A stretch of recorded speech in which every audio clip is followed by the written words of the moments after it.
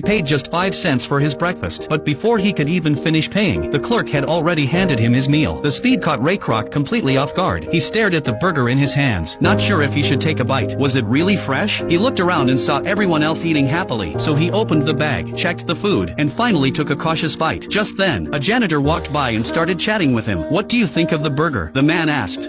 This might be the best hamburger I've ever had in my life. Yeah, we aim to please. McDonald. Only then did Kroc realize that this ordinary-looking janitor was actually the owner of the restaurant. Excited, he quickly handed over his business card and asked if he could learn more about the place. As a traveling salesman, Kroc spent most of his time on the road. He usually ate whatever he could find along the way. But in 1950s America, even the fastest drive-ins took at least 30 minutes to serve a meal. Now at 52, his career was going nowhere. To secure the rights to a milkshake mixer, he had even mortgaged his house. But the heavy machine barely sold. After 3 months of hard work, he hadn't sold a single unit. Then one day, he received a surprising order: 6 machines at once. It came from a small, unknown restaurant in California. Curious, Kroc decided to visit in person. When he arrived, he was stunned by what he saw. Outside a tiny, unremarkable building, a long line of customers stretched down the street. Despite the crowd, everything moved incredibly fast. When the owners learned that Kroc was the mixer salesman, they invited him into the kitchen. The workers were busy but perfectly organized. Each one focused on a single task. It ran like a well-oiled assembly line. One worker lined up the buns, another added ketchup and mustard, then 2 slices of pickles, some chopped onions, and finally a grilled beef patty. In just 30 seconds, a perfectly made hamburger was ready to serve. What amazed Kroc even more was that they made their own ketchup. The McDonald brothers controlled every detail of quality. Even the fries had strict rules for temperature and frying time. New employees could learn the process in no time. Kroc was deeply impressed. Over dinner, he couldn't wait to ask how they achieved such efficiency. The brothers eagerly shared their story. Unlike other restaurants, McDonald's focused on one thing: speed. They built their kitchen like a production line. Instead of delivering food to customers' cars, they had people line up to pick up their own orders. That alone saved a huge amount of time and labor. They replaced plates and utensils with paper packaging, which made eating easier and eliminated the need to wash dishes. They also discovered that burgers, fries, and Coke made up more than 87% of their sales, so they cut the menu down to those 3 items. By focusing on what mattered most, they could guarantee speed and consistency. To design the most efficient kitchen, the brothers drew the layout on a tennis court. They placed every piece of equipment on the ground and had employees practice moving around. Whenever a movement caused interference, they erased the lines and redrew them. After countless trials, they perfected the flow. In that small space, everyone could move quickly without getting in each other's way. They remodeled the kitchen exactly according to their final design. The result was a restaurant that was both fast and wildly popular. That night, Kroc couldn't sleep. He kept thinking about the brothers' story and their revolutionary system. Then, an idea hit him. The next morning, he stopped the brothers' car and said excitedly, Franchise.